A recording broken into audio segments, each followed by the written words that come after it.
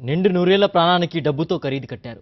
పీకల దాకా తాగి మహిళను కారుతో గుద్ది క్రూరంగా చంపిన తాగుబోతుకు అధికార పార్టీ నేతలు అండగా నిలిచారు.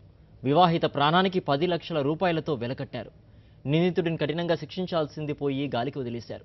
హత్య కేసును కాస్త రోడ్డు ప్రమాదంగా చిత్రీకరించారు. స్టిల్ సిటీలో రెచ్చిపోతున్న పోకిరి మూకలకు కళ్ళం వేయకుండా తెలుగు తమ్ముళ్లు రాజీ కుదుర్చడం చర్చనీయాంశంగా మారింది. విశాఖ వడ్లపూరికి చెందిన మోహన్ కుమార్, లావణ్య దంపతులు గత ఆదివారం అనకాపల్లిలోని నూకలమ్మ అమ్మవారిని దర్శించుకునేందుకు బైక్పై వెళ్లారు. దర్శనం అనంతరం తిరిగి వస్తుండగా అనకాపల్లికి చెందిన దాడి హేమంత్ కుమార్ తన స్నేహితులతో కలిసి లావణ్యను ఈవ్టీజింగ్ చేశాడు. మద్యం మత్తులో కారులో వస్తూ బైకును వెంటాడి మరీ వెకిలి చేష్టలు చేశారు. సాలపువానిపాలెం వద్దకు రాగానే బైకును ఢీకొట్టి లావణ్యను హత్య చేసినట్లు తొలుత ఫిర్యాదులు అందాయి. అందరూ ఇది రోడ్డు ప్రమాదంగానే భావించారు. అయితే గాజువాకకు చెందిన ఒక టీడీపీ నేత ఇది హత్యగా ఆరోపించడంతో కేసు వివాదాస్పదంగా మారింది. ఈ నేపథ్యంలో మంత్రి గంటా జోక్యం చేసుకుని నిందితుడిపై కఠిన చర్యలు తీసుకోవాలని విశాఖ పోలీసు కమిషనర్ యోగానంద్ను ఆదేశించారు.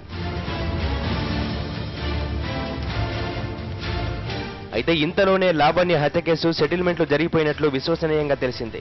గాజువాక ఎమ్మెల్యే పల్లా శ్రీనివాస్, మరో టీడీపీ నేత కోటేశ్వరరావు కలిసి ఇరు వర్గాలకు రాజీ కుదిర్చినట్టు సమాచారం. లావణ్య కుటుంబానికి 10 లక్షలు ఫిక్స్డ్ డిపాజిట్ చేయాలని పెద్దలు ఆదేశించినట్టు సమాచారం. ఇందులో భాగంగా తొలి విడతగా 5 లక్షలు మృతురాలి కుటుంబానికి హేమంత్ కుటుంబీకులు చెల్లించినట్టు ప్రచారం జరుగుతోంది.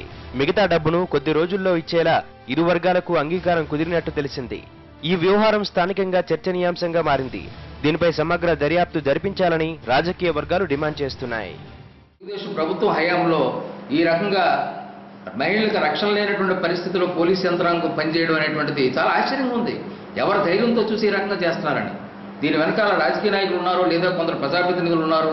ఆ ముద్దాయి 2 రోజుల పాటు ఒక ప్రజాప్రతినిధి ఇంట్లో రక్షింపబడ్డాడన్న వార్తలు కూడా రావడం జరిగింది. ఈ వార్తలన్నింటి మీద సిపి గారు విచారణ జరిపించాలి, సమగ్రమైన విచారణ జరిపించాలి. నిండు ప్రాణాన్ని బలిగొంటే నిందితుణ్ణి కాపాడే ప్రయత్నంపై విమర్శలు వెల్లువెత్తుతున్నాయి. సాక్షి న్యూస్, విశాఖ.